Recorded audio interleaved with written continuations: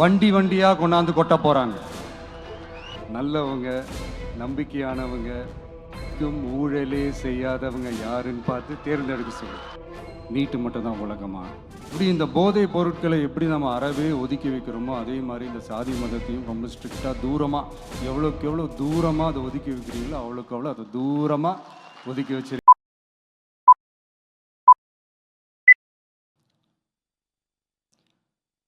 My dear young leaders and parents,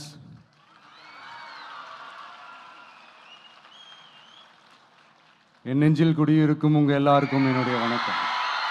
வணக்கம் வணக்கம் வணக்கம். Yes, young leaders and parents எல்லாரும் எப்படி இருக்கீங்க?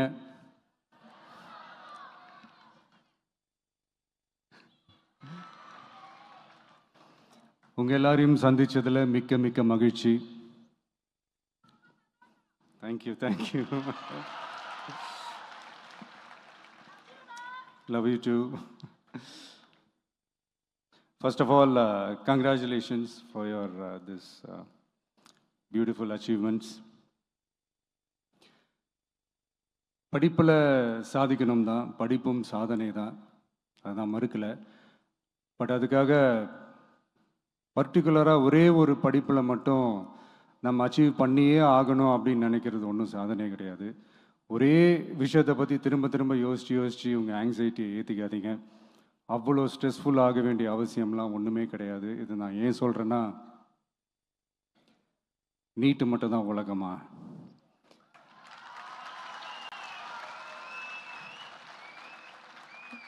நீட்டை தாண்டி இந்த உலகம் ரொம்ப ரொம்ப பெருசு.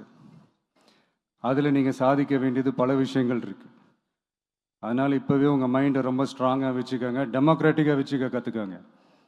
ஏன்னா டெமோக்ரஸின்னு ஒன்று இருந்தால் தான் இந்த உலகமும் சரி, இந்த உலகத்தில் இருக்கிற எல்லா ஃபீல்டும் சரி, ஒரு ஃப்ரீடமாக இருக்க முடியும்.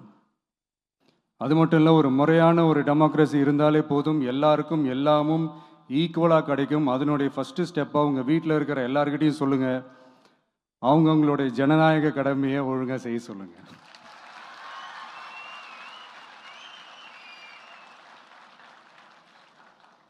ஜனநாயக கடமையை சரியாக செய்கிறதுனா அது ஒன்றும் பெரிய ஒரு விஷயம்லாம் கிடையாது, சாதாரணமான விஷயந்தான். நல்லவங்க, நம்பிக்கையானவங்க, இது வரைக்கும் ஊழலே செய்யாதவங்க யாருன்னு பார்த்து தேர்ந்தெடுக்க சொல்லுங்கள். அவ்வளோதான், ஆஸ் சிம்பிள் அஸ் தட். அதுதான் அந்த கடமை.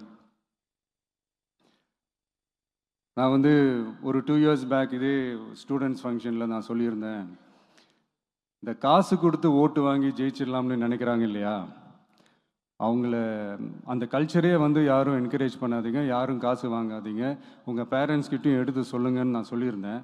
அதை அப்படியே ஃபாலோ பண்ணுங்க.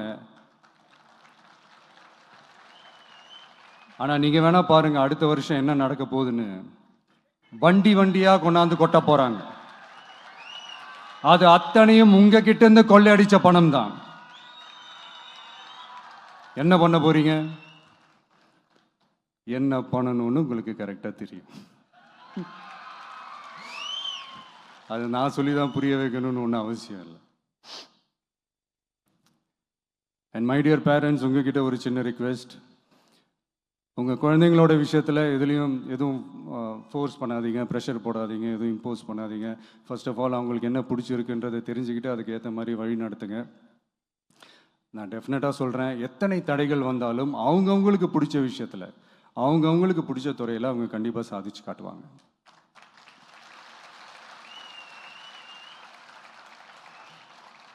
அண்ட் இன்னொரு முக்கியமான விஷயம் உங்ககிட்ட நான் ஷேர் பண்ணணும்னு நினச்சது என்னென்னா, இந்த சாதி மதத்தை வச்சு இந்த பிரிவினை வளர்க்கிற அந்த சிந்தனை பக்கமே போயிடாதீங்க.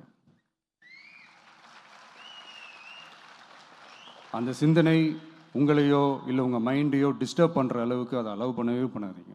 விவசாயிகள் என்ன சாதி மதம் பார்த்தா பொருளை விளைய வைக்கிறாங்க? தொழிலாளர்கள் என்ன சாதி மதம் பார்த்தா பொருளை உற்பத்தியில் ஈடுபடுறாங்க? இவ்வளோ ஏன் இயற்கை அம்சங்களான வெயில் மழையில் சாதி இருக்கா, மதம் இருக்கா?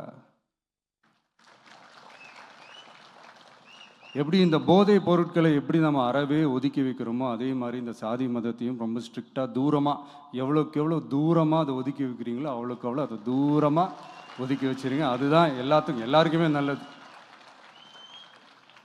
ஏன்னா இப்போ ரீசெண்ட் டைமில் பார்த்தீங்கன்னா தந்தை பெரியார் அவர்களுக்கே சாதி சாயம் பூச ட்ரை பண்ணுறாங்க.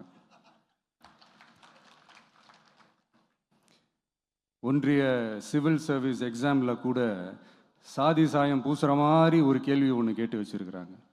இதையெல்லாம் வன்மையாக கண்டிக்கிறோம்.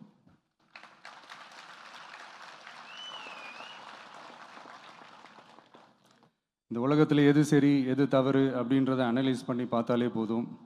ஒரு குழப்பம் இல்லாத ஒரு தெளிவான ஒரு வாழ்க்கையை ஒன்று வாழலாம். எதுக்கும் ரொம்ப எமோஷ்னலாக ஆகாதீங்க, அவ்வளோ வருத்தலாம் இல்லை.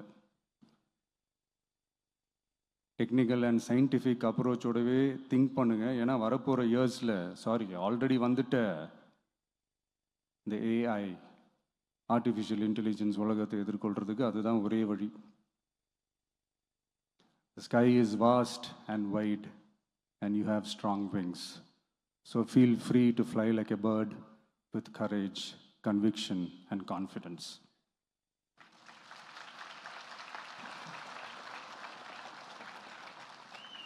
எவ்வளவோ பண்ணிட்டோம், இதை பண்ண மாட்டோமா? எவ்வளவோ பார்த்துட்டோம், இதை பார்க்க மாட்டோமா அப்படின்ற அந்த பாசிட்டிவ் நோட்டோடவே ட்ராவல் பண்ணுங்க. கான்ஃபிடென்ட்டாக இருங்க, நல்லதே நடக்கும், வெற்றி நிச்சயம். மீண்டும் சந்திக்கும் வரை நன்றி, வணக்கம்.